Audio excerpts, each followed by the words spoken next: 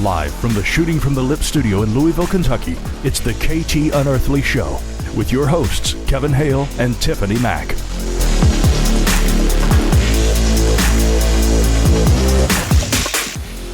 What is up, everyone?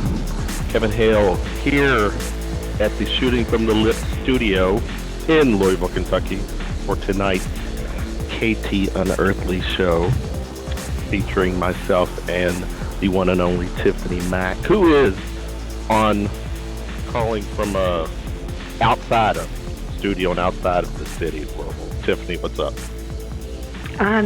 Everything's going good today. I've actually had a very long week with the fam down in Florida. It's been a very, very nice, sweaty, hot week. How you doing? Good. I'm doing okay. It's hotter than hello up here in the Ville as well, and humid as always, and but here we are. Surviving. End of it. Yes, surviving. An end of another week. On this Friday night, July 1st, 2016, which means we are officially halfway through the year. 6 months through the year, Tiffany. Where I can't believe it. Go? I don't know. I know. I don't know. I don't either. Yep. I mean, kids are out of school, and just, I can't even believe this year has gone by as fast as it did. Mm-hmm. So it seems like you and I have known each other for years. We've only known each other for months, right? Yeah. Only a few, yeah. How many shows social have you media? That's a good question. I think we're probably, about 7, 8, something like that, maybe. Yeah, maybe even more than that with counting on Monday, Friday night. Our Friday night, our Friday night, that's the number. But as far as, you jumping in and hanging with me on Monday and Wednesday nights, that's just like icing on the cake for me, right? Yeah, absolutely. Yeah. Social media plugs. You can subscribe to our show on iTunes and YouTube, Shooting from the Lip, Twitter, at The Shooting Lip, my Twitter at Kevin Hale 423. Tiffany's is at Tiffany Mac _ET. You can like us and follow us on Instagram and Facebook, Shooting from the Lip. Live tonight, again, as usual on Friday nights via Blog Talk Radio. We do our little first take, paranormal take, if you will. I don't even know. Have we figured out what we call this little segment? I'm sure we have. Yeah. At the moment, I'm blank. It's okay. It's okay to be blank. You're on vacation. You're excused. But I've had 4 kids with me all week. Yeah, I found a nice little item hit my one of the websites that I ventured to during the day, and it was images reportedly showing the skeletal remains of the Loch Ness Monster. I sent you the link. What did you think about those pictures? At first glance, it's a bunch of crap. First glance, Did you see the intestines intact with the skeletal remains? But you know what I thought kind of added to it was the the tape around it. That it said police. Oh yeah. So it was like and then I dug a little further. Snopes.com, as they usually do, kind of clear the air on certain things. Evidently now it's the remains were actually taken from the setup of a television show. So there we go. Which I thought in my lifetime that was a bucket list item. Loch Ness Monster, fact or fiction? For the Loch Ness Monster to be dead? So it still remains in a topic on my bucket list, but we can only. Well, there's a few different ideas about the Loch Ness Monster. So we think that it may be like a plesiosaur, right? So my daughter is 6, and she's in love with the dinosaurs, and she has been since she was 3. So Barney doesn't count as a dinosaur, though, does it? No, man. She's into the serious stuff. Right, but I swear, if we could get her, I'm still thinking we need to go to the Field Museum in Chicago first, but if she got to go to the Loch Ness or go to Scotland and hunt for Loch Ness Monster, hunt for Nessie, would be like an absolute dream. Hey, so I hope Nessie is not dead. Or really discovered yet. Let's wait till your daughter gets involved and find some conclusion to this story. All right. Tonight, continuing with our paranormal theme, as we shoot the shift in reality and continue to take a walk on the paranormal side, I reached out to someone I had met probably a year or so ago when I was doing another podcast, Annie Wilder. She is a haunted tea party hostess and an author of true ghost stories. Books includes House of Spirits and Whispers, Spirits Out of the Time, and my particular favorite, Trucker Ghost Stories, because there's really cool stories in that. And plus, there's some stories that she shares that hit home for us here in the Louisville area. And we'll talk more about that. But what else can you share about Annie? Well, first of all, I'm extremely excited about this because not only do I like ghost stories, but I love tea parties. So really? I'm really excited to learn. Proving once again you are a girl. So, all right.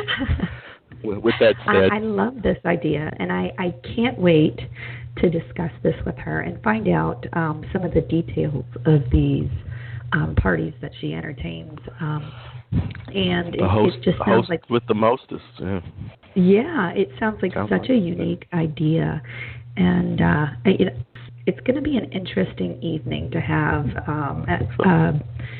an author and such a unique take on this paranormal aspect of the world and how she has really taken it to the next step. And I can't wait. I'm really excited. Well, without further ado, let's bring on the guest of the night, Miss Annie Wilder. Annie, what's up? Hey guys, thank you so much for having me on the show. How are you? I'm really good, and actually, I don't talk about cryptids all that often, but since that was the story that led, I have two stories that you probably heard about. The one, Google Earth, just in the past week or so, maybe not, found a gigantic, huge squid. Did you see that story? Like a sea monster? I actually didn't. Back in the, I love. Oh, well, I'm not good enough to be searching on the computer while I'm telling a story at the same time. At least I'll look it up. How's that? Okay. Yeah. Google Earth, gigantic, monstrous squid or octopus or something. I love Fate magazine, and they had old stories in there of the guys in the 1800s on the boats talking about these creatures that were as large as a boat. And it's kind of like the Nessie thing. Like, is there some stuff that we don't really know about in the world? I think it's still possible. And it would be Google Earth or something like that would find it probably, right? And the second item, I wanted to tell Tiffany, if you are ever up in Minnesota with your daughter or your kids, I don't know if you have 4 kids or if you were with other kids this week, but there is a local TV show, Life to the Max.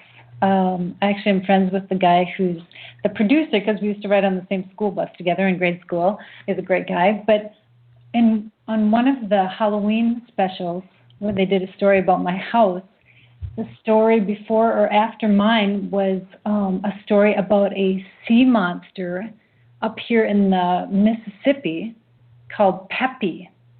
That they actually interviewed people, fishermen. It's got to be credible, like, old geezers who have nothing to. I'm sorry. They don't really have a reason. They're not trying to be famous or anything like that. In fact, as I recall, like the person was a little bit reticent about appearing on camera, but they like credible witnesses, and these people were talking about seeing this gigantic. I don't know if it was like a sea snake or a squid, something that is not seen in the Mississippi, generally speaking. So if you, I will send you a link to that story. That would be awesome.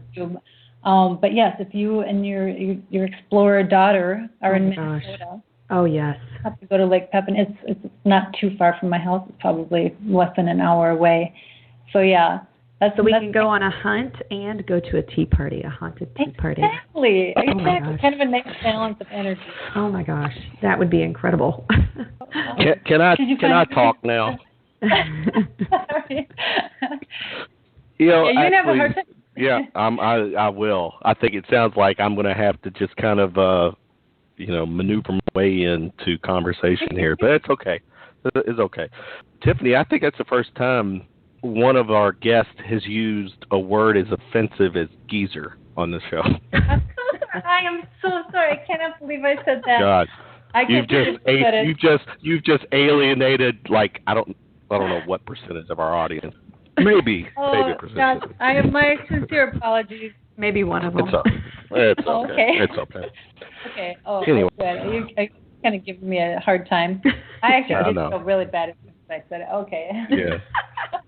No. What's the rating on this show this evening? Yeah, Kevin. Well, it is PG-13 or whatever, but well, then you could probably go a level or two more with words, Annie, and still be kind of okay. Give us a quick Annie bio.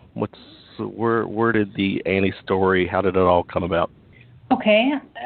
Quick bio is that in 1994, I moved with my 2 children, who were teenagers at the time, into an old house in an old river town in Minnesota. I gave it a pen name in my book. I think it's actually Hastings, Minnesota. I think it's out there enough on the web that people can see it. But a great old town right on the Mississippi, not too far from the Twin Cities. This house, my realtor and I had looked at many, many houses. We knew as soon as we walked in that it was haunted. We both knew. And as I said, we had looked at many houses, and only one other one felt like it was haunted. But it was such a cool house that I wanted it anyway. And the ghost, as we called them at that time, I looked around. The house had been turned into, we later found out, a duplex in the 1920s or 30s, and then a triplex in the 1960s. So when we walked in, it was divided into 3 apartments. And it was the back apartment that felt very haunted. And I could see that, I knew that an old man had owned the house. I knew that he had passed away the year before. And I could see by the religious medals and the palm fronds and even the light plate fixtures, the light switch fixtures, that he was Catholic. Because I recognized all the medals, and he had the same why am I having a hard time saying that? Light switch plate that we had when we were kids, which is a guardian angel with her angels wrapped around 2 little children. So I'm like, okay. It didn't feel evil or anything. It did feel very heavy and gloomy, but I knew I could work with that. A little bit of fresh air, sunshine, some cheerful paint and things like that. So I'm like, all right, I want to think about this for a few days, make sure this house does not cast a spell on me, and then I think this is the house I want. So we moved in. We knew there was one ghost. We did not know that the house is filled with ghosts. And I don't mean all the time, not relentless haunting, but it's a very energetically unusual house. As it turns out, I've been here now since 1994, so that's 22 years. The old man, as we called him, is now, I consider him a friend and an ally in the spirit world. His name is Leon. That's a pen name to protect his privacy and his family's privacy too. But he helps from the spirit side keep this house, which is filled with portals, keep it positive and balanced. And I do my work from the physical side of life. And the interesting thing is that even from our respective places in the universe, like I do things also on the spirit level, like prayers, Reiki, which is healing energy. I burn sage, things like that. and he does things in the physical world when he needs to help protect the house. One of my favorite stories being the time that there was a local guy who fixes houses, and he really wanted to do some work on my house, and I liked him, but I thought he was a little too eccentric, and so I wasn't real keen on having him work on my house. And I guess he showed up here one day when I wasn't home with some other clients of his and was on my porch pointing out stuff on my porch that he said he would do at their house. And Leon knocked a couple of the porch spindles off right in front of them. And he knew the house was haunted, and he got his people that he was showing my house to and left. And I found out about it because he called me up and he said, "You got a ghost, and this is what the ghost did." And I said, "He protects the house." So he was doing exactly what he was supposed to be doing. So we worked together. Kind of a long answer. And the tea parties, I'll swing back to Tiffany's interest in the tea parties. After I wrote a book about my house in 2005, 2006. And I had so many people that wanted to come and tour my house after the book came out that I decided to... Is that your first book? Yeah, that was House of Spirits and Whispers. Yeah. And I decided to set up tea parties because the house is an old Victorian house, because it has a very feminine feel to it. I mean, my kids were teenagers. They moved out. Of course, there's a little bit of back and forth during college years and stuff, but basically until I was married in 2010, it was, kind of my house decorated my way, and it does have a feminine sensibility. So I thought tea parties would be kind of a really cool, different, old-fashioned way of doing a ghost tour in a haunted Victorian house. Wow. And the spirits usually do make their presence known. I have right on my website, they're invited to every tea party, but they have free will. And I have gotten to know more of the spirits that come and go here. Many of them are people who lived in the house at one time.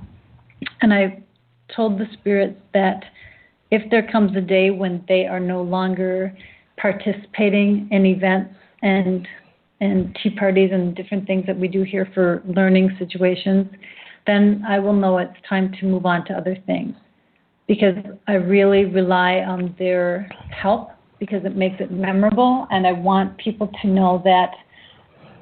I mean, I love spooky stuff too. I wouldn't do some of the things or go to some of the places that, like some of the TV shows do, because I don't want to mess with negative energy.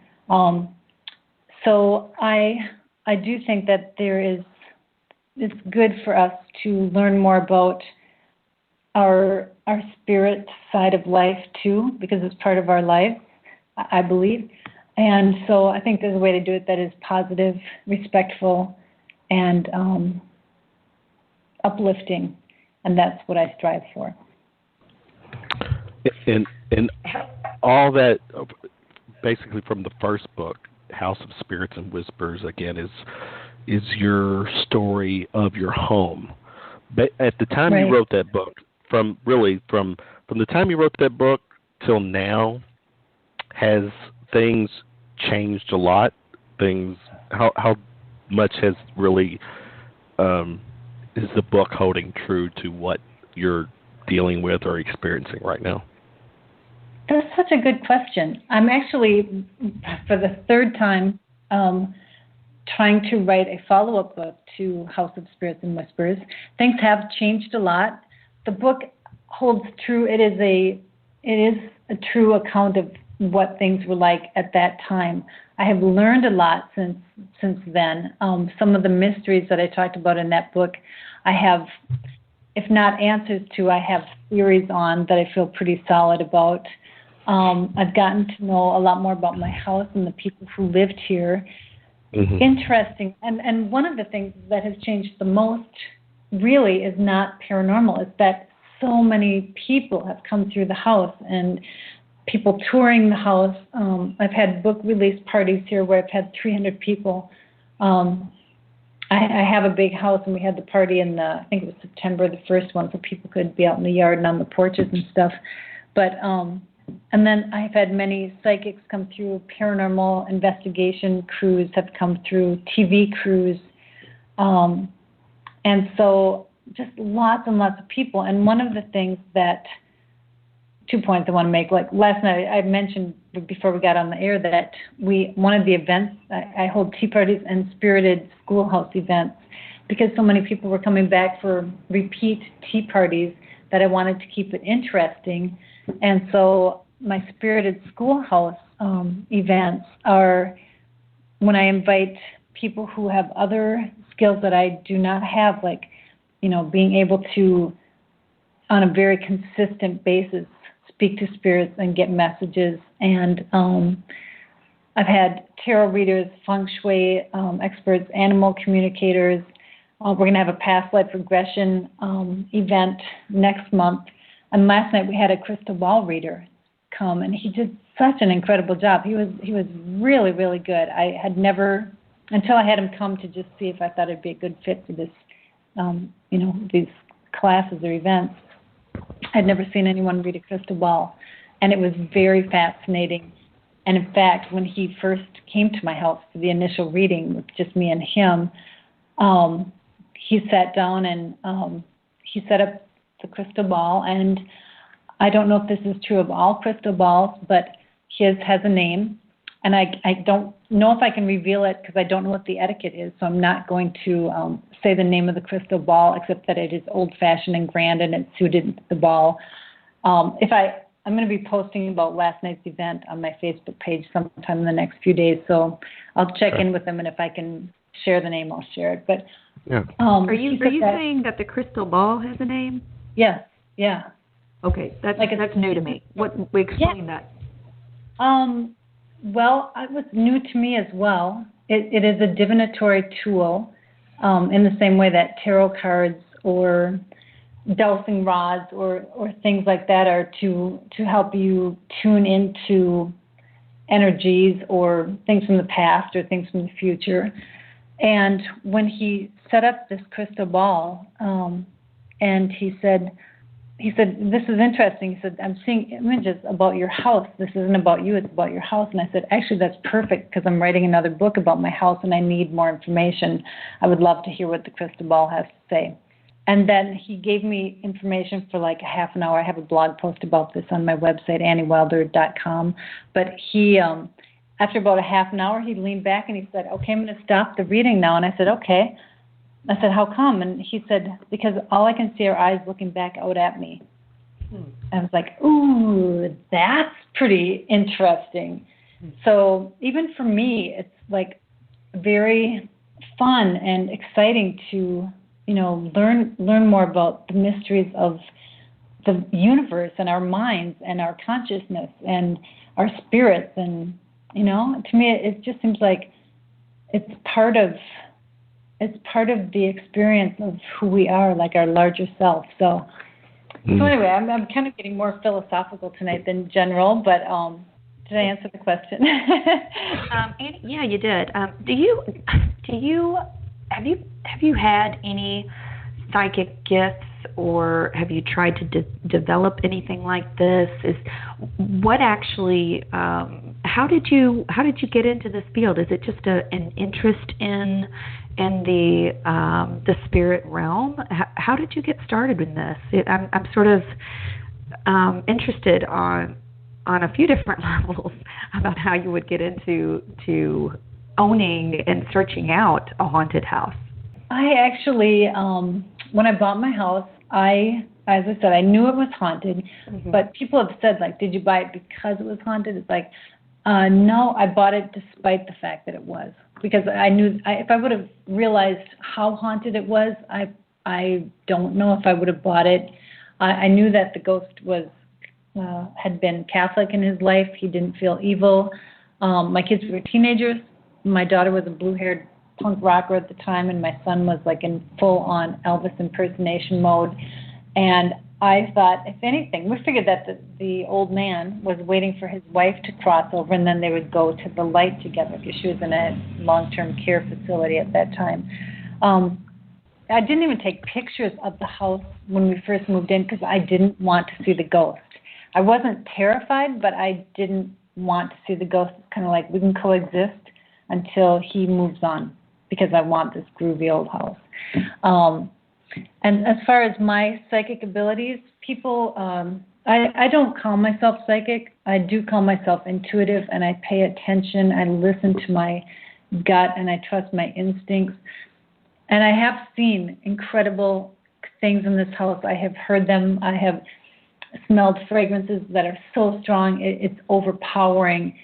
But I feel that every time that happens, well, sometimes it's spooky and I don't feel lucky.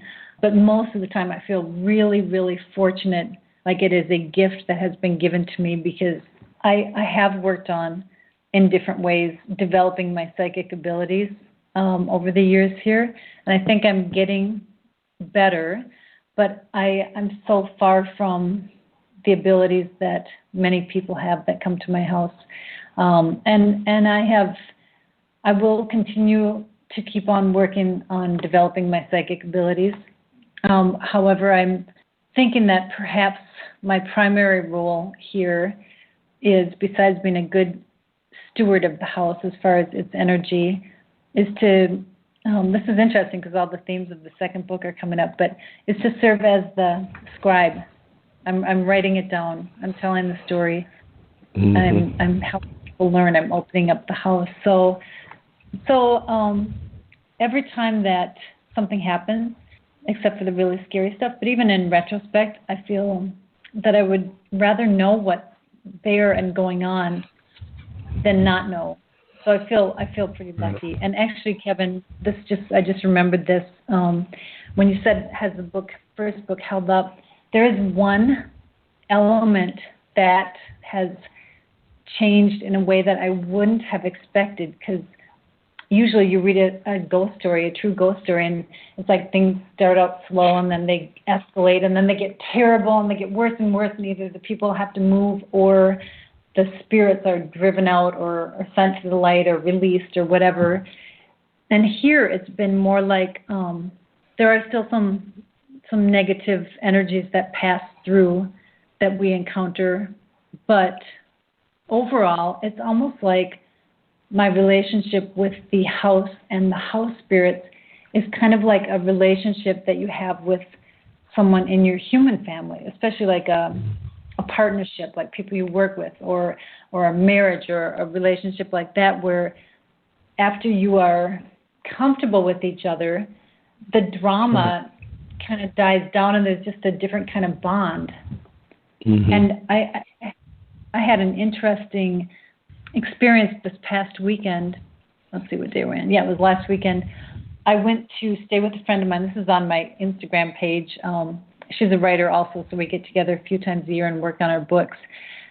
And usually she comes to my house. Sometimes we go to a B&B or something. But I went to her house, and she lives in a house in a suburb of the cities, a newer house, and not haunted. And we were talking, and she and her husband have a bedroom on the first floor at one end of the house, the split level, and the room that I was going to stay in was on the lower level at the opposite end of the house. Kind of a very, just the way the house is set up, it feels like you're far, far, far away, and you have to go up like 3 different flights of stairs. And then she said something about they have heard some loud crashing noises. She's heard it twice, and her dad heard it one night and actually got out of bed to see what was going on. And so that was kind of on my mind when I went way, way down into this guest bedroom at the corner of the other side of the house.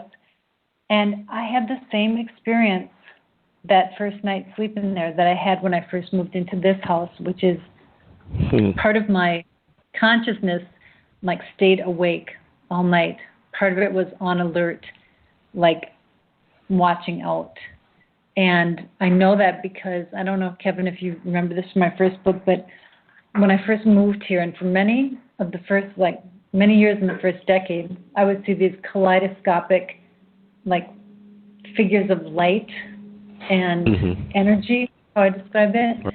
And I haven't seen those for a while. And I actually saw the same thing at her house, except it wasn't in color. It was black and white.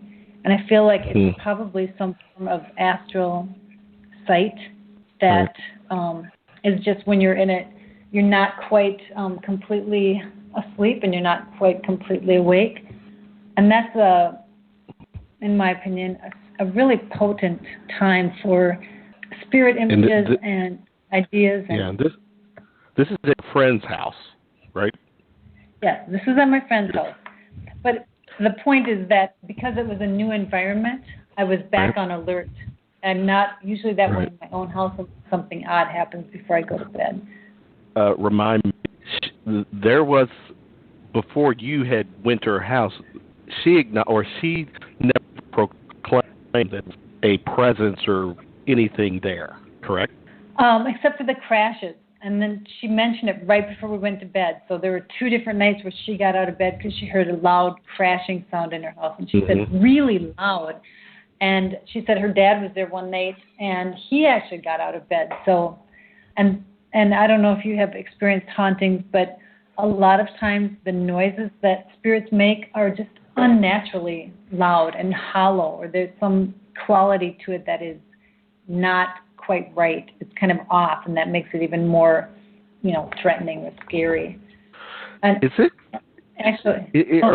Is it possible that in theory, or every house, every residential establishment has something there, but it's just the right person to live there or to come in there can actually get the reaction from, I don't know, because Tiffany and I had this conversation where when it comes to ETs, that, maybe there's a connection on why, people are quote unquote abducted, because there's something in the DNA that just connects them. I mean, because right now I'm thinking it's possible something could be here, and if you, Annie, or you need to have the right people to maybe sense it. To connect that. Is that a possibility, or is it just cut and dry that? No, I think you're right. I think there are degrees, because I think there are some things that happen that would be pretty hard for anyone to miss or ignore, but that takes a lot of energy, I'm guessing, from the spirit world. But I think I think not only does it take, are some people much more likely to notice and pay attention to anomalies, energetic anomalies. I think that their own energy might boost the anomaly, in kind of a poltergeist way, but not a full-on poltergeist. I actually had a weird experience where there was a paranormal group, a new group coming to my house, and I'm pretty good at screening groups before they come in, because I really want only people that have incredibly, good manners towards the spirits, and treat my house with respect, treat me with respect, and do not invite in anything that's not already here. It's like it's a relationship and a courtesy. So I really kind of vet groups before they come in.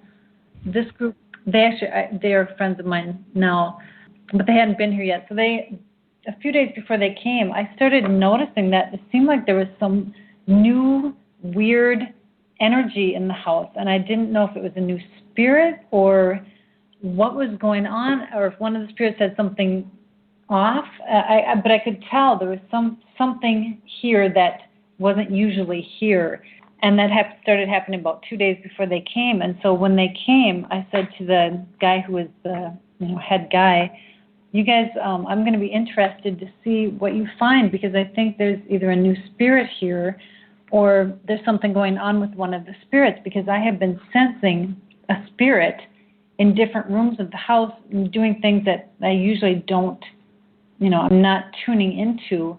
And he said, "Oh, that's probably our psychic, because we always send her, to astrally check out a place before we investigate it." And I didn't think that was excellent manners. because it'd be just like sending someone to a person's house and having them walk around without asking ahead of time, to be invited in. And yet I was also pretty proud of myself that I had picked up on the energy of the psychic, and that I was aware that there was, I won't say a trespasser exactly, but, someone here that I didn't know and hadn't invited and wasn't even informed about until afterwards. Oh, wow, that's really interesting, actually. I've never really thought of it in that manner. When you talk about a house that you are occupying, you live in, it is your home, it's your residence, you would want to have people invited, not just, I'm the kind of person, I don't mind people just stopping by. Right. But when it comes down to it, you want to be able to invite someone and not have them just invade your space, like you say. And I'd never even thought about it on the astral or the spiritual plane, having someone just sort of drop in uninvited. That's a very, very interesting way of looking at this. So did they actually have any experiences after that? They did, and I will have to go back on my website and see. Yeah, they had a bunch of experiences. I've had so many groups in over the years that keeping separate who found what is kind of tricky for me unless I go back and read either their notes or watch their YouTube video or things like that. They came back twice. They had enough stuff going on the first time that they came back again. But I will have to look and see what which investigation they did. I'm sorry that I don't remember right off the top of my head. I was going to suggest that one book that I read that I thought was absolutely fascinating, I think it was written by Jim Mars, but it was about the psychic spying program. Mm-hmm. That one, and if you guys want, I'll find the name and email it to Kevin. I don't know if you want to put it on your website or things like that if people care. Sure. But that was super fascinating because it was all about that kind of stuff where this is the U.S. military, training people to basically send their awareness or their energy or tune into, they were given coordinates and see what was going on. And these guys who were doing this eventually became, and this is the military, like they're not necessarily into any metaphysical things. They just want stuff that works. They became aware of this trio. It was either 2 or 3 or 4 people, but the lead of this trio was a woman in the astral plane that was spying on them while they were spying on different, spying, I'm doing quote unquote, other sites around the world. And it's a fascinating, very actually kind of unnerving story because the military decided to, these guys decided to kind of beat this Russian trio of psychic spies at their own game. And literally, when they were, the U.S. guys, when they were doing their spying, all discovered the place where this woman and these cohorts of hers were, where their physical bodies were while they were out doing their astral spying. So it's kind of Matrix-like. I mean, it's just very mind-blowing. I thought of that when I learned that somebody had been checking out my house on the astral plane without me knowing about it ahead of time. Wow. That's actually a really cool story because back in April I went to the Ozark Mountain, the UFO conference, and I actually met Jim Mars and he did speak about that. So it's sort of funny that you would mention it, but I am actually curious about the connection that you would maybe find between the spiritual realm and maybe the ET realm. This is sort of our secret little, dirty little secrets that Kevin and I really share together. But do you have any ideas about that? Have you ever felt anything beyond something that was possibly a human spirit? Yes, and I am weirdly freaked out by the idea of ETs. I mean, I'm not sure that that's rational, except to me, spirits. And I think there are astral beings that I have seen here that were never human. But the idea of a human spirit or even an astral plane being, for some reason, I feel like I can kind of figure out how to act around them, how to be like what. Because they're familiar. Yeah. But yeah, humanity is what we are. It's familiar. Right. And even things like maybe from the, I don't want to say fairy realm, but, the different levels, the different astral planes, like different types of beings. But there is something about ETs, and maybe it's because you read so many things about abduction things and just, really very scary violations and kind of, it just seems so scary to me to be the thought of your consciousness or anything being manipulated by something that has no emotion. And there's like no way to appeal. There's no power. There's no anything. That I don't think about it a lot. I did have an experience. You guys, I know that this person is controversial, but I have met him and I had a good experience with him. Do you know Stan Romanek, or have you heard about him? No. Oh, okay. No, I've heard. Okay, well, yeah, go ahead. Yeah. All right. I worked at Llewellyn for 13 years as a writer and senior cop writer, and Stan Romanek wrote a book. He was one of our authors, and the book was called Messages. And Stan, I think that we called this book, or said that he was one of the most contacted, UFO contactees in history. When you'll find lots of like video and things like that. I will just say that even in our publishing office setting, there were strange things going on involving Stan, and he said that stuff would happen. He would get hacked into. This weird voice that had a British accent, female voice, would call and like kind of warn him of things that were coming. And whatever this voice was, he called it Audrey because that's like the acronym for some, the phone lady voice, or the, please leave a message or something like that. But my friend was his publicist at the time, and her phone in her cubicle rang while she was working on his campaign. And it said that it was her boss calling from his office. So she picked up her phone, and it was this Audrey voice telling her to keep working on Stan's publicity thing, that the message needed to get out in the world, and just some weird stuff. And she was so freaked out.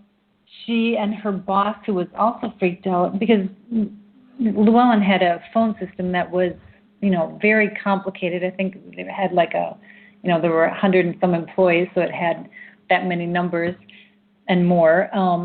However, this thing was able to, or whoever it was, or whatever it was able to get into the phone system of a private business and make it look like it was her boss, so that meant for sure she would pick up the phone even if she was really busy. There was weird stuff like that. Okay, so getting back to my story. So Stan was going to be coming to town to do some talks.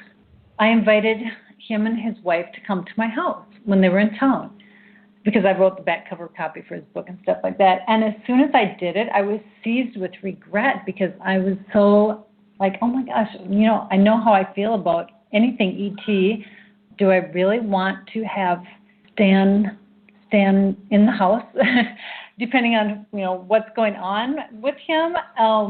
So the night before, he and his wife, and there was some friends that were traveling with them, were going to come.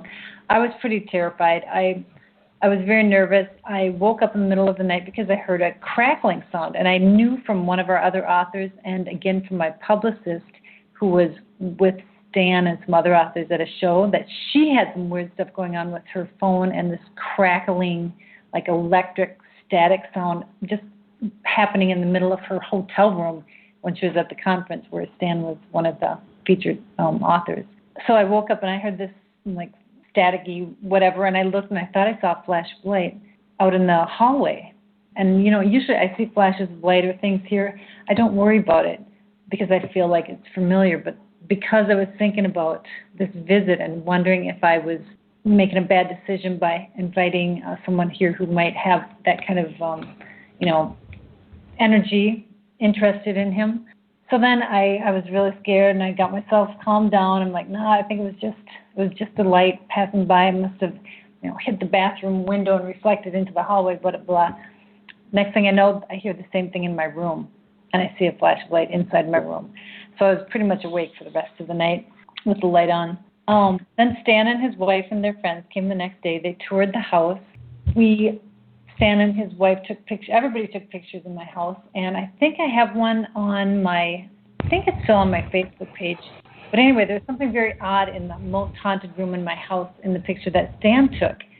And years later at a haunted tea party, somebody who was psychic felt something in the room. She took a picture, and in about the same place, there was about the same kind of a weird, blurry something. Okay, so then, that's not the end, though. They left. And that night I went to bed, and I was calm and just relieved and happy, and was like, oh, thank heavens, that is over. And I don't think I should do that again because I'm too freaked out about ETs. And I woke up in the middle of the night. I wish that there was a camera in my room because I am so curious to know if this was an effect that was completely generated inside my mind or if it was actually happening. I felt like my bed was shaking, like somebody, a giant machine was just boom, boom, boom. I felt like I was going to be thrown out of my bed. And I woke up immediately terrified. I saw my cat like she was being pulled off the bed by some invisible force. Like her arms and claws were out in front of her, and she was just going backwards off the bed. And I was like, oh my gosh, am I awake? Am I asleep? Is this like a horrible nightmare? What's going on? I sit up. I'm like, I feel like I'm awake. I look over the end of the bed, and there's my cat on the floor looking up at me like eyes huge. I'm like, I think this really happened. I think that my bed was really shaking. I think Sugar just got pulled off the bed. Was this after Stan left? It was the night they had been there that day. So the night before he came. Okay. So was there, yeah. So he may have brought some type of energy with him that was very aggressive. Yes, and so I was awake for the rest of that night. And then, that was a Wednesday or Thursday. That weekend I was doing the laundry. I went to strip the bed, and I stopped because our sheet had claw marks from my cat. Oh my so I'm like, that really, really happened. It happened. I have the claw mark. I mean, it scared me all over again. So that's my ET experience. How about you guys? Have you actually seen or experienced ETs? I have I don't want to say a long history, but it's becoming one. Oh, is it a positive one? Yeah, I'd say 75% of the incidents are either positive or just sort of, neutral. There's only been a few that have been very negative. And what's funny is that I do feel that my animals do respond when situations occur. And it's funny that you bring in the fact that your cat was assaulted and your cat responded. And you I sort of feel like sometimes you can't protect everyone all at once. You would like to, but you are only one person. You only have two hands. You only have so much force. But when it comes down to it, I do feel that you have to have a spiritual faith, and you have to be able to control it and set your boundaries and set your protection around yourself, your family, your animals. And if you don't, I think that you're sort of letting yourself be open to any possibility or any entity that may just happen by. When it comes down to it with us, and I will say that the women in my family we're a little weird. I'll just say that out. I'll put that out there for everybody if they don't know that already. But as your mom's listening too, right? Yes. Well, she's hello, Queen. Queen Colleen. But there's been a lot of situations, and I think that it started with a spirituality. I think it started with some, I guess, what you would call experiences with ghosts or spirits. And that started when I was a child, and I never really understood it, and it's so confusing even today. But at this point in my life, I've just gotten to the point where I just accept it. You like I said, you state your boundaries. You Right. have strong beliefs. You teach your children to have those standards and beliefs, and you hope to God that there is more good than bad out there. Right. Wouldn't you say so? Absolutely, and especially about boundaries. Boundaries is one of the strongest ways to protect yourself. Boundaries and some kind of spiritual core, I think. Mm-hmm. Some belief system in something good and positive. Mm-hmm. But I do think that there is a connection. When it comes down to it, like you said, I like the way that I asked you if you felt that you had psychic abilities or anything like that, and you said that you're more of a spiritual person. I think that they sense the openness of people who are more intuitive, and maybe if you're willing to be contacted, it can happen a lot easier. And open to the possibility. And one other thing that I bring up quite often when people ask me why I believe in spirits, I was raised Catholic, and so that meant my parents, my teachers, my grandparents, everybody in my family, they talked about Jesus and God and Mary. There were saints, guardian angels. You could pray to certain saints for certain things. There were rules and courtesies and etiquettes, and there was a structure to the world of spirit. Mm-hmm. And so that concept wasn't a leap for me to believe in spirit. That's exactly how we grew up. Yeah, I believe that, and I think that it does make an impact on you. When people, I've met people who are either atheist or I just think that they're different, because I can't even fathom a life without a spiritual aspect. It doesn't even make sense to me. And I believe that you are actually losing an entire realm of life. I think it's part of life, and I think that it makes your life even richer than what it could be. Yeah, I think there's more than what we can see with our naked eye, and I think that people can develop the skill of sight beyond the physical 3D right now, what's hard in front of us. Mm-hmm. I think that it goes into development the ET realm as well. It's not just this spirit. There's a whole wide world and universe of possibilities. I agree. I do think in order to develop it, you have to have something there to begin with, and not all of us have that. And I think that's, Tiffany, with your experiences, that's something in your DNA, it's something in your genetic makeup. Thank Mom and Dad for that, and the family. And we are an hour into the show, and I didn't really have a time limit on the show. We can go up to 2 hours. I want to keep going because there's definitely the third book I want to go into, your Trucker Stories book. Just continuing, it's the KT Unearthly show. Kevin Hale, Tiffany Mac here on blogtalkradio.com. In case anybody's wanting to know, as we hit the top of the hour, it is 11 o'clock on the East Coast.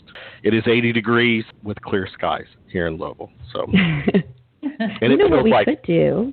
What's that? Would you be willing to answer maybe a few questions, Annie? I would love to, and I can hang out for another 15 minutes, half an hour. Okay. Yeah, I would love to. I was going to say let's take it. If you can go up to, I think we've got probably another half hour's worth of conversation, because I do want to go Trucker Stories. But Tiffany, go ahead with what was your question? Well, it looks like she's typing, so let's talk about the trucker thing, and then we'll get back to that. Okay. Let's talk about are the trucker stories, or are they a little bit raunchier than what the? I'm sort of wondering. I'm a little interested because I'm wondering if this should change the listening, is it's going to go PG-13 to like, you know, it when you say probably trucker, some, let me guess, I get a little bit scared. Yeah, probably according to Annie, those geezers driving the trucks. That's probably as deep as she'll take it, but they are. I'm gonna give props. Yeah, let me give props to you real quick, Annie, because this is how I found Annie. Shit happens for a reason. I discovered Annie while I was on a Monsters and, or is it Mysteries and Monsters? What is it? Monsters and Mysteries in America. What this? It was a Destination America show. I was on a binge watch. It was like one of those days when it was just on all day, and Annie popped up because it was talking about, what was it? Route 666. Yeah. And that one just, there was so many good stories, and she was, you know, part of the show, and it was like, honestly, within a day or so, I reached out to her for my other show, and then, you know, that's how we connected. But there were some great stories. But staying with that book, with those stories, tell us some of the real deep, very sincere, realistic stories that you heard and conveyed. That was a fun book. It was, Tiffany, it was a totally different experience than me writing my book about my house, and then I did a second book of family ghost stories. So those were written first person. I feel that I have a feminine sensibility that comes through in my writing. But the trucker one, a whole different vibe. And there were some women who contributed stories too. But I invited people, and it was actually much harder than I had expected to get the truckers to give up their great stories, because they didn't want to be, you know, laughed at. Some of them were concerned about their jobs. And so everybody that's in there, I told them they could have no name, a pen name, or their real name. Most of them chose their real name. But one of the things that I wanted for that book that I think was that came through the editing process and everything, I said, I want this to sound like people talking. I want it to be in their own voice, because I love that kind of ghost story. I don't want it to sound like an English major edited everybody and made them sound the same. I want it to sound like the people from different parts of the country, people telling their own thing, what matters to them. And so that's how the book was. It's a collection of voices of truckers and other people from the road and the trucking industry. Some of my favorite stories in that book, and I'm thinking, now, Kevin, are you in Alabama? Did you say? No, we're both in Kentucky. Kentucky. There were some Kentucky stories in there. I think they were the legends, but I was going to say there's an Alabama prom girl story, but the stories that, and because they weren't experiences that happened to me, and because the book came out 4 years ago, I have kind of a big picture memory of the stories. I don't have tons and tons of details, but some of my favorite stories in that book, one was written by a trucker who ended up like on a lost highway, literally. Like, it was a road that he knew he shouldn't, you know, he was driving along, he had to get from one town to the next. Then he realized at some point, like, nothing looked familiar, and then he was like, well, wait a minute now, I know I should have a place to turn around. He couldn't find any place to turn around. There were no houses. The towns weren't where they were supposed to be. And he started getting really, really freaked out. But just as he's telling the story, because he's so sincere, and it was super fun for me to connect with people and actually talk to them and, you know, hear them telling me details and things that sometimes we added to the story if we could. That one was one of my favorites, because the sense of dread that you feel as he's going on, because these are practical guys, hardworking, they're not afraid of stuff, they're used to weird things, you know, but they experienced things that were terrifying. So another one that I love is a trucker down in Texas, talking about, this guy is actually from, I think he's from Jamaica, but he's from the Caribbean and working in Texas as a trucker. And he had what he felt was some kind of demon energy enter his cab. and I remember that. blowing a wind around inside of his cab, of the cab. So this was as he was driving? No, actually, he was parked for the night. Parked for the night. Oh.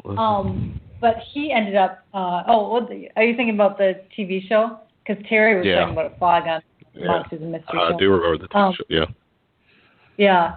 No, this guy was parked for the night, and he ended up, I thought this was like kind of wonderful and perfect too, because what would you do if you think that you have a demonic entity in your vehicle?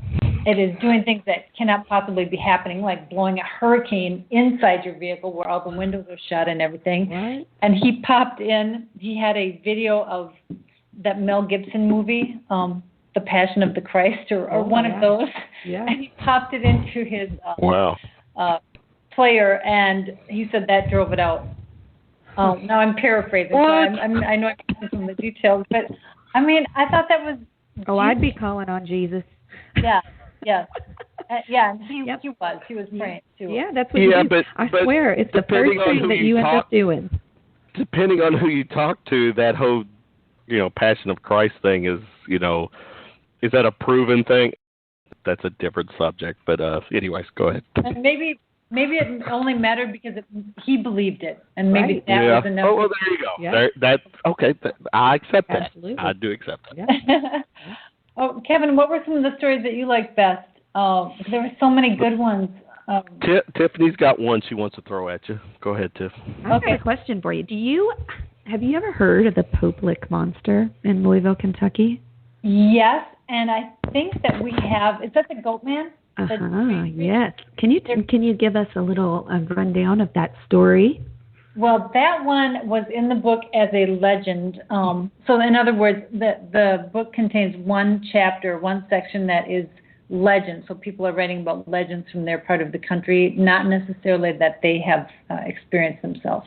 Mm-hmm. So that one was just sharing the legend of the Poplick Monster. And as I recall, and again, I apologize because I should have reread the book before coming on.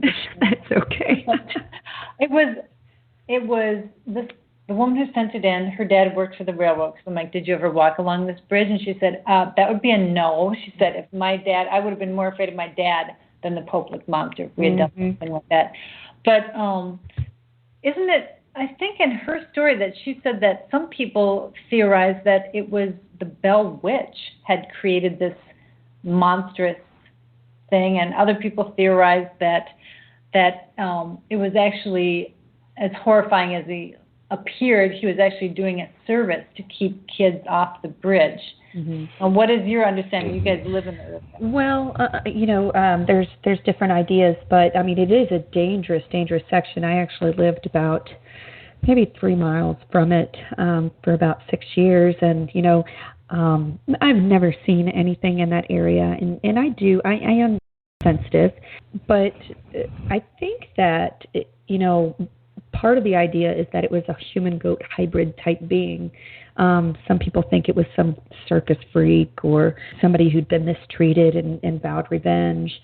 From my understanding, it said that the monster escaped after a train derailed on the trestle.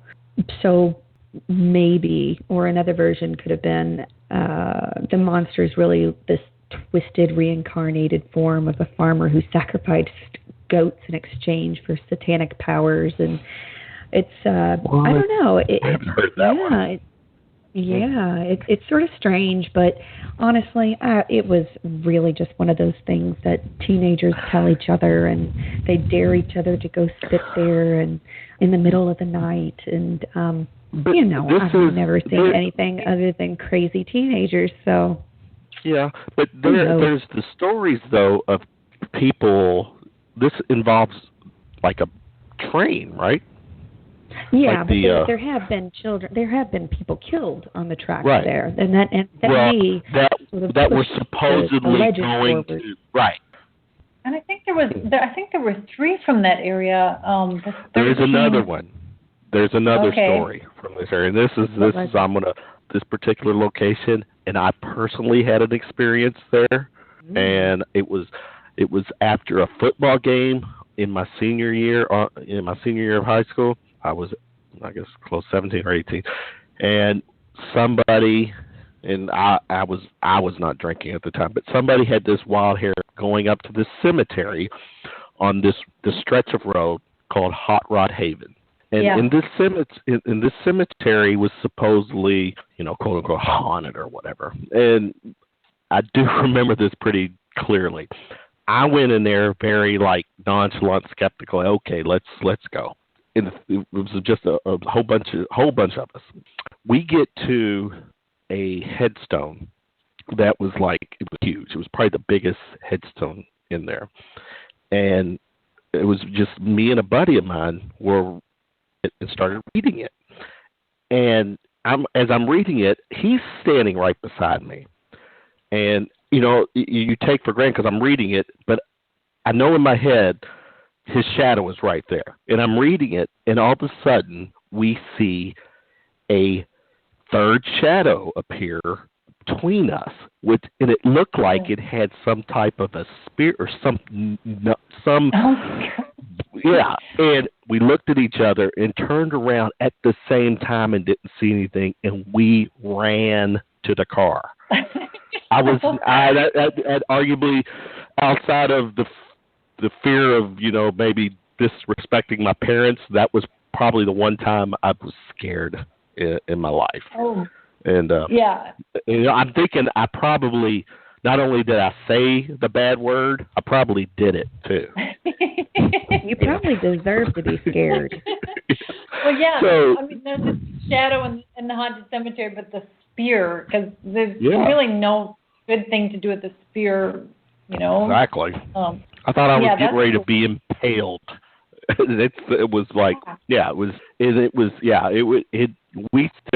It's funny because one of my best friends in life, and we still talk today, and we shared that story from other people probably about a year ago, and I got goosebumps, from telling that story, and it's that still is it's a burning moment, Did you have any lingering after effects? Did you have any nightmares or any energy follow you home, or was it just? I probably stayed up a night or two from it. Because it was something that it put the fear in me, and it made me realize that at that point I really didn't have this sense or acknowledgement of ghosts, spirits, the afterlife, or UFO, anything paranormal or supernatural. But from that point on, I believed, but I don't believe every light or every sound is something, but at that moment there was something there that got my attention, and it made me feel like you need to leave is how I got it, and that's what I did. So it sounds like a guardian. Maybe it was a guardian of the graveyard, maybe of that particular grave or cemetery spot or whatever you call it. It kind of reminded me of like a dad from one of those girls that I disrespected back in the day. Well, Annie, good lesson, whatever it was about, and in respect. So, was there a question that came in through the website or Twitter? Or? Well, actually, I have a question for you about your tea parties. Oh, sure. Like I said, I love having tea parties. And one of my girlfriends and I, we go to this little place called Sisters Tea Parlor in Buckner, and we dress up in our Sunday's best, and you can try on different hats and fascinators, and have they have a list of about 40 different types of teas. Nice. And do you can sing that teapot song, Tiffany? To my daughters, maybe. I'm not going to sing it on air tonight for you. Can you give me a quick sample on how you sing it to your daughter? You're going to get it. You better watch it. Go ahead. I'm sorry. I know it's a Friday night, Kevin, but don't get frisky yet. Wait till after the show for us. All right. So Annie, tell us about your tea parties, and then give us an idea of how we can contact you and have people look into scheduling with you and things. Thank you. Okay. Well, so Kevin, I know you said you don't believe in lights. I have a haunted door in my parlor, and it has a spotlight on it, and the light, I turned it on before we started talking tonight. It blinked and then it went off. It just came on when we were talking about you in the cemetery, and now it just went off again. So I'm feeling like we have a little bit of spirit activity here. Tea parties. I like it. This is the only, we have weird lights in this house, but this one is plugged into the same outlet as another lamp that is just fine. It doesn't ever do anything. We've had different light bulbs and fixtures. And this door is haunted because one of the girls who lived here in the house 100 years ago wrote her name on it. But that's on the cover of my book, House of Spirits and Whispers. And I have some video on my website of it. But tea parties. Okay, so the tea parties last 2 to 2.5 hours. We explore the house from the attic all the way down to the dirt room, where we found buried in a homemade coffee can safe Leon's important papers and a bunch of money that we gave back to his family, partly altruism and partly fear. We knew the house was haunted, and I wanted to live here and be happy and love this house, and so we gave it all back to his family. And his daughter gave me back the coffee can and the deed to the house, which was in the coffee can. And so I use the coffee can now. When kids come, I put candy in it and tell them that I heard old Leon rattling around with the coffee can, and then we go find the candy. And for many years with my tea parties and events, I set the coffee can out and let people just throw their money in it at the end of the event. And now that I am hiring psychics and other metaphysical practitioners, I actually have people pay in a more standard way so that I make sure that I'm able to pay the other presenters. But we start out in the parlor. I tell some of the stories of getting to know the house when we moved in, show pictures of some of the people who lived here in the past who we have been able to identify spirits because I have this, the deed to the house, and so we have names, and then I've been able to get pictures of some of the people. And I have been very fortunate in that people whose family members lived here in the past have stopped by here with more pictures and more stories and things like that. So it's very, very cool. I love hearing stories about my house. You can see video of my house on my website. It's a cool, groovy old house. I'm lucky I got it for a little bit of nothing, and have just been slowly fixing it up over the years. We wrap up, so we move through the house telling stories of different things that have happened in the different parts of the house over the years. We end up the last half hour, so sitting down for tea. I only have one kind of tea, just to keep it simple. And there's usually 8 to 12 people at a tea party. Many of them are women. Every now and then a husband gets dragged along, and you get to hear great lines like when I was trying to get one of the guys to eat some more lemon bars because they weren't going very fast. He just held up his hand. He's like, "Oh, no, thanks. I've already had 13. And I had to laugh because that is something that I don't think any of my women guests would ever say. But I loved it because... You mean bring up the fact that the 13 was sort of a funky number to begin with, and more the fact of eating 13 bars. I mean, I cut them up small like tea size, but it's just so honest and like, oh no, I've already had 13. Okay. So, yeah, and then we end. I have a chandelier with candles, above the table, and sometimes, if we're very fortunate, that will swing or sway. Once one of the beads flipped over the top of it, it wasn't like it flew off, but it's on a little, what would you say, not chain, but the bead, it was as though someone had taken their hand and just flipped up this little like chain with a bead at the end and flipped it over the top. Yeah, so that's the tea party thing. We always end with a sage circle, and ask that, no spirit energy go home with any of the guests. and that everyone's energy be blessed and protected. So that's kind of the tea party thing. They're a lot of fun. I hear different stories from people all the time, from my guests, and I have many guests who are sensitive and share their impressions, and that's a lot of fun too. I love that idea. I think it is absolutely amazing, and I think I might start having ET tea parties. That would be really cool. I would like to hear more about your ET experiences. And I do literary agent work now, so if you're ever thinking of writing a book, well, I've actually written 2. I'm part of Romance Writers of America. Oh, cool. Okay. I'm still in the editing process. What did you say? I'm still in the editing process. I have over, I think it's like 600 pages to do. So. What? You're part of a romance? I didn't know that.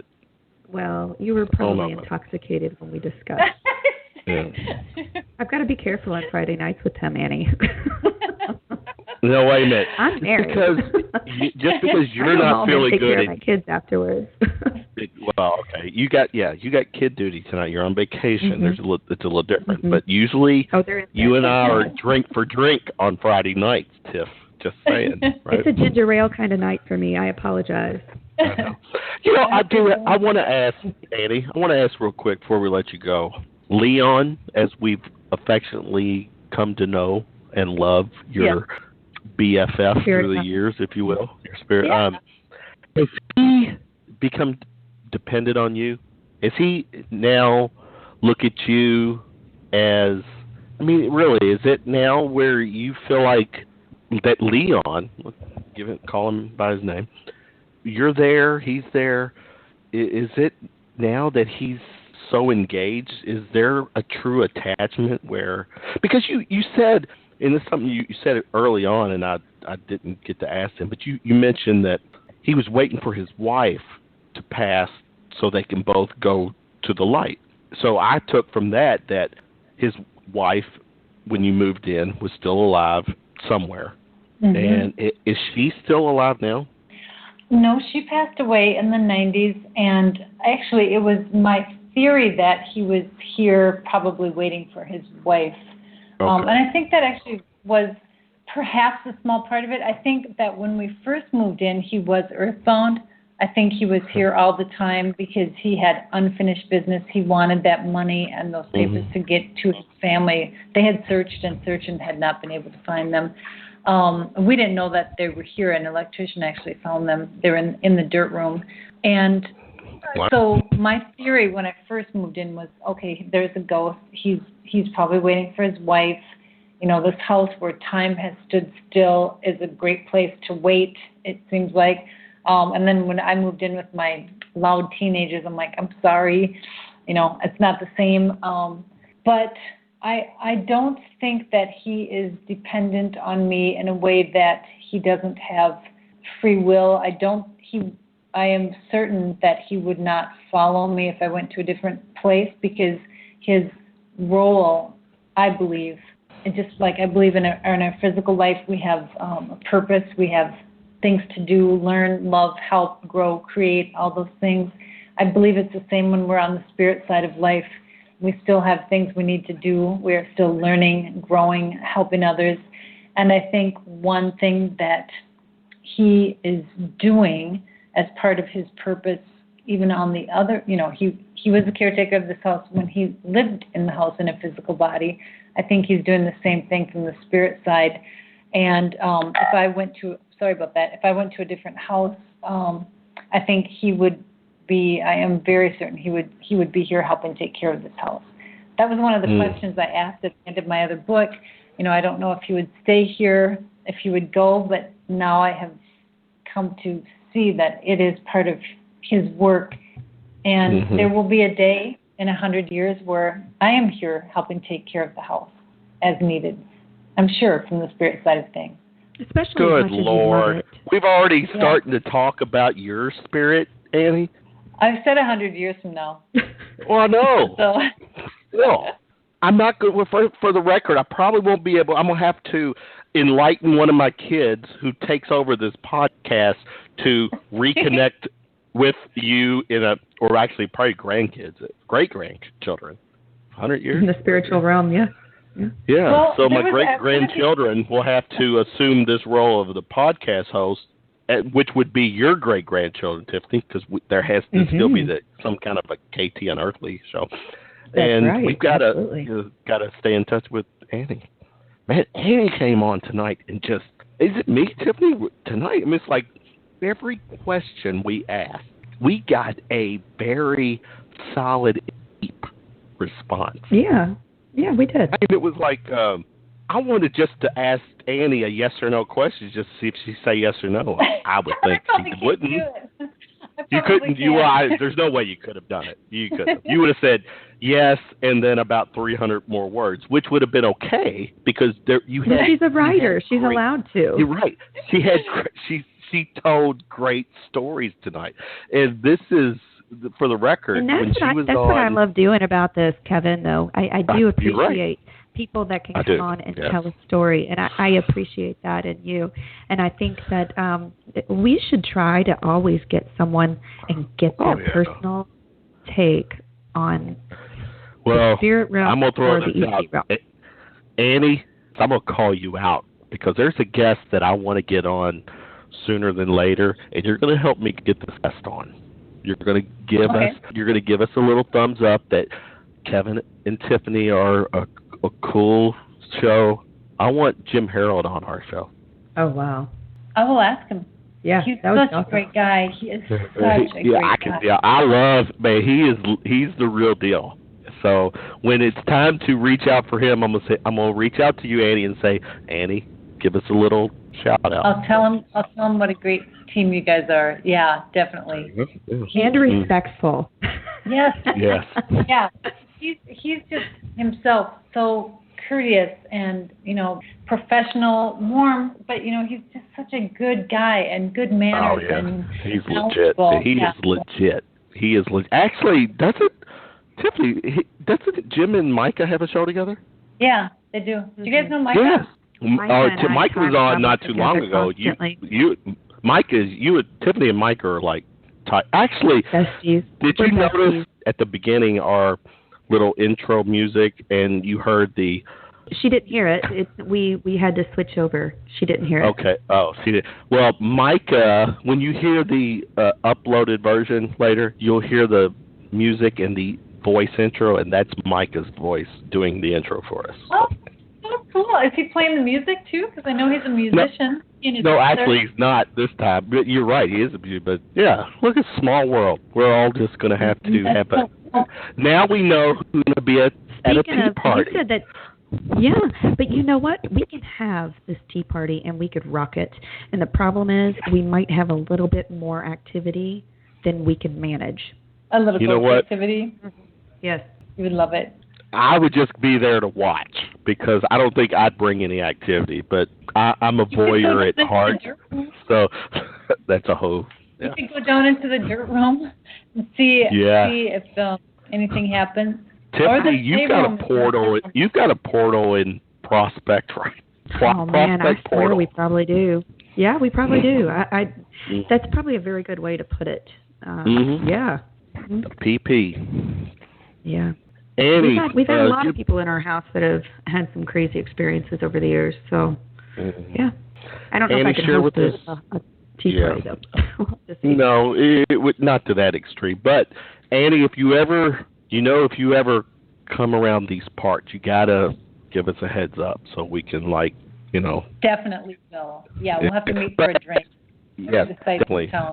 Well, with Tiffany and I, it's not drink, it's drinks. So, but we'll cross that bridge. We'll get a cab. Yeah, we'll do an Uber. Yeah, Uber. But real quick before we let you go, give us all your social media sites. Awesome. Okay, well, I keep it really simple. My website, anniewilder.com. You can get to my Facebook page, my Twitter pages, and then my Instagram account. And by the way, thanks for posting that cool picture on Instagram. That was fun. I learned how to share it onto my Facebook page or Twitter. I can't remember. So, yeah, all of my social media stuff can be gotten to with one click once you get to my website, which has videos articles and my blog and stuff about the tea party, stuff about the spirited schoolhouse. Just about everything's there. So very cool. I mean, this was like deep on several levels, Tiffany. I loved it. And that's what it was. That's how. Well, actually, I take it back. When Annie did my show back in the day, it was just Tiffany. You add to it because obviously you see it from a different perspective than me because you've experienced some things. You know where questions you to go to. But tonight, man, it was over the top. It was deep. It was fun. It was genuine. Annie, you came on and delivered good stuff. Well, thank you for inviting me. I can't wait to read your books. I am going on Amazon. Besides your website, I guess, can people access yours on Amazon? Can they purchase on Amazon? Oh, absolutely. Yep. Okay. Amazon has all my books are House of Spirits and Whispers. That's about my house. Mm-hmm. The cover image is the haunted seed poster door, which I'm staring at right now to see if the light comes back on. And one of the girls wrote her name on the door. And when you're talking, Kevin, about 100 years from now, we're talking about that. I actually had the 93-year-old daughter of the girl who wrote her name on the seed poster door in my living room. Oh my gosh! What? With her granddaughter. Yeah. Oh my gosh! People are. I mean, it's very cool. And one other thing I wanted to say: at one of these spirit message circles, the medium said the spirit of my dad and I, our spirits, were in the middle of the room from a future point in time, watching this event, like coming back to relive it. And I have to admit, I had to sit there and get my mind wrapped around that. Like, wow. I mean, I do believe in reincarnation. I believe in eternity, but to actually kind of get your mind wrapped around it is mind-boggling. So, House of Spirits and Whispers, Spirits Out of Time is family ghost stories, true family ghost stories. Lots of pictures in that book, photographs. And then Trucker Ghost Stories is the third ghost book. I self-published a little ebook about some of my family stories, not ghosty, and that one is also on Amazon called Bootleggers, Bloody Town and Deep Creek. Oh, wow. Okay. So, it's a lot of good reading. I'm going to challenge you, Annie. Yes? Annie, I want you to hear me. Take 15 minutes on one of your next blogs and summarize your experience tonight. Okay, I'll post about it on Facebook, which I also put on my blog. It will be next week. But, that's fine. And then can people link to this? Is it like an archive? I'll send you all the links because what I wind up doing is uploading it to YouTube, which is just a very easy means for everybody. Tiffany and I have 8x10s that we can autograph for anyone who wants them free. Awesome. Okay. That's how we roll. Thank you again so much. If you're in Minnesota, I expect to stop by for tea. I'm telling you, that is so tempting, and it may be something in my daughter's future. There you go. Good stuff, Annie. Okay. Thank you so much for coming on tonight and describing some of your experiences and sharing some stories. I really do appreciate your love and passion and respect for all things paranormal, the entities, the spirits.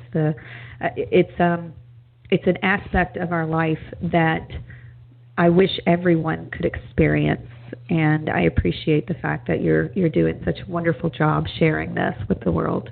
Thank you, Tiffany. Thank you so much. Good. Have a good night, guys. We'll talk again sometime. All right. Have a good one. Take care, Annie. Okay. See you. Man, Tiffany, Annie Wilder came on, author, hostess of those tea parties that, I guess it's a girl thing. I don't know. That sounds like a guy talking. But I guess from what she's doing, everything she's doing, her writing, the tea party thing, it's a cool thing. And actually, the whole thing, and I didn't get to really talk much about the crystal ball thing. That whole thing. Oh, that was interesting. And it does fascinate me because what is a crystal ball? Is it like a portal? I mean, how does that work? I don't know. I really don't know. I think that we need to get somebody on to discuss that as a professional, because there's an aspect of that world that needs to be discussed. At no time were any animals or people hurt during this presentation of Shooting from the Lip.